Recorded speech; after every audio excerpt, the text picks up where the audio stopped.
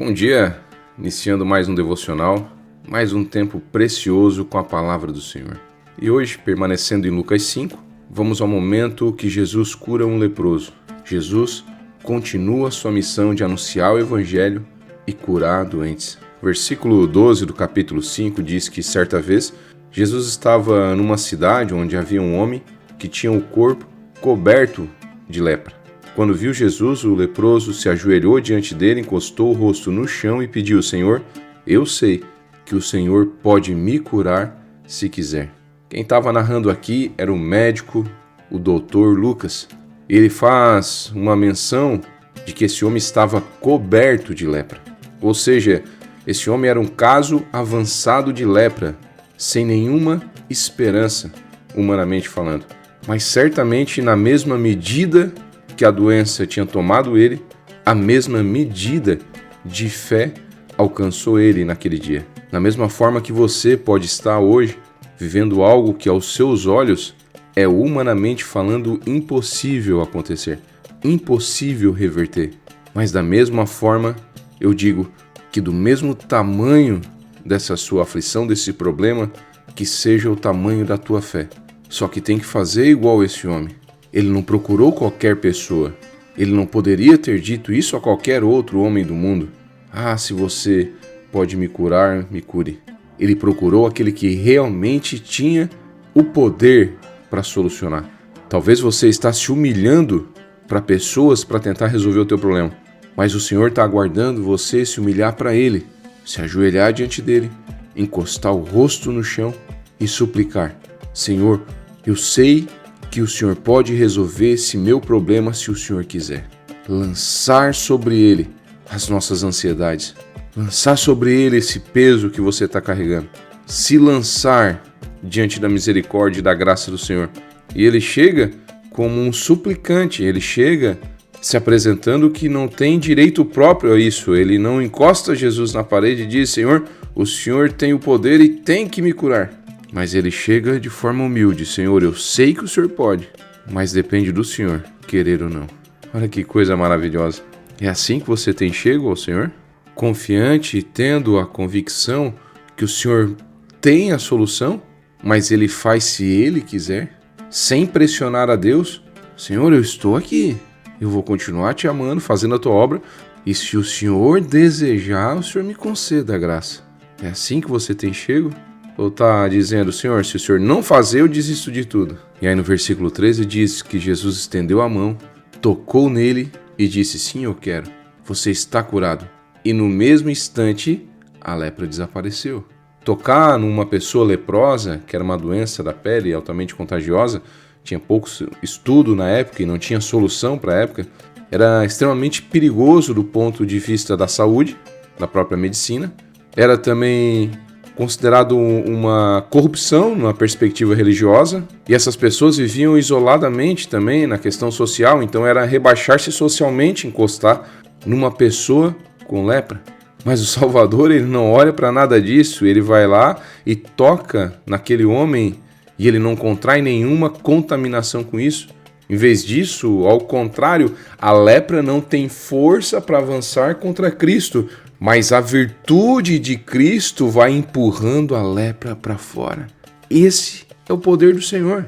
Quando você chega a Ele com uma doença, com uma dificuldade ou com uma libertação, você que está aí talvez preso à droga, preso ao álcool, preso a algumas situações que precisa ser liberto, você tenta se enganar, dizer que não precisa, mas a tua família sofre, você sofre, seu dinheiro está indo todo pelo ralo, a tua família está se desestruturando, você está ficando sozinho, mas é porque você ainda não chegou em Jesus, porque se você chegar em Jesus, a força, a virtude que há nele é muito maior do que esse vício que você carrega, e quanto mais você aproxima dele e ele tocando em você, esse vício vai embora, esse espírito vai embora, essa doença vai embora, esse problema vai embora.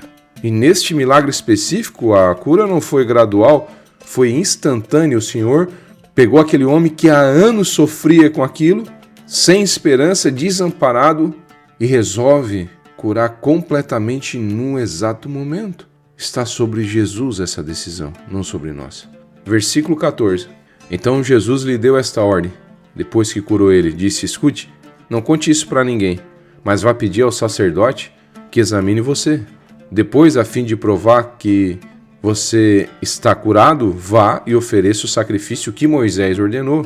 Lá em Levítico 14, versículo 4, fala: o sacerdote mandará trazer 2 aves puras, um pedaço de madeira de cedro, lã tingida de vermelho e mais um galho para fazer um sacrifício quando a pessoa foi curada, purificada.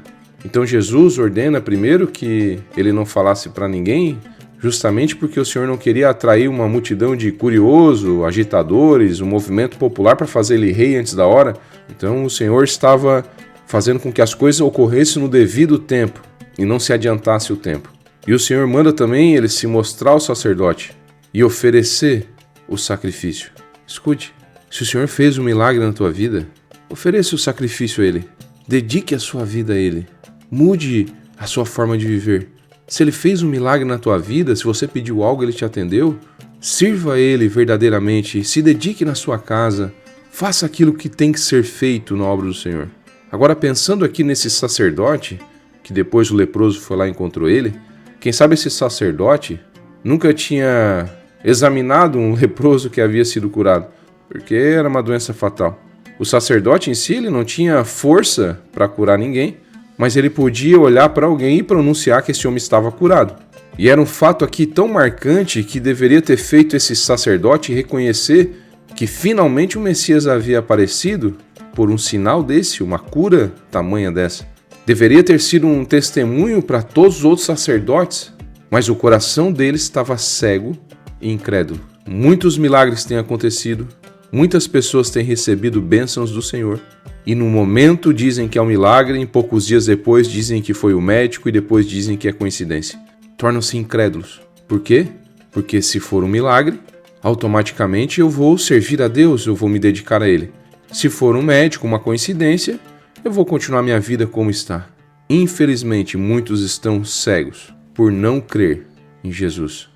No versículo 15 diz que as notícias a respeito de Jesus se espalhavam ainda muito mais e muita gente vinha para ouvi-lo e para ser curado das suas doenças. Automaticamente, meu irmão e minha irmã, mesmo o Senhor falando para não divulgar, a notícia corre rápido. As multidões iam para Jesus curar. E no versículo 16 diz, porém, ou seja, a multidão vinha para ele curar, ele atendia as pessoas, mas muitas vezes ele se retirava e diz, porém, Jesus ia para lugares desertos e orava. Ele se retirava para lugares solitários para orar. Escute isso. Você que serve a Deus, que está sendo usado por Deus, na pregação, no louvor, na liderança, ouça isso. Veja o exemplo de Jesus. Era Jesus que estava ali. Os milagres ocorrendo, o auge, as coisas tudo acontecendo, mas Jesus ia para o lugar deserto onde ninguém via e orava. O Senhor está chamando você para oração. E você tem que ir mesmo na igreja e orar antes do culto. Você tem que ir mesmo nas orações que tem na igreja, quando tem algumas orações, alguns horários específicos só para orações, você tem que ir mesmo. Mas além de tudo isso, o Senhor nos ensina que nós devemos ir para o deserto orar, ou seja, para o lugar sozinho orar. Você tem que orar também com a tua esposa, tem que orar também com teus filhos, mas você tem que orar sozinho. Você tem que ir para o teu quarto, fechar a porta e no secreto procurar o Senhor. Porque quando você está orando com a igreja, quando você está orando com a família, talvez você não vai ter coragem de confessar as coisas que precisam ser confessadas, acertar as coisas que precisam ser acertadas.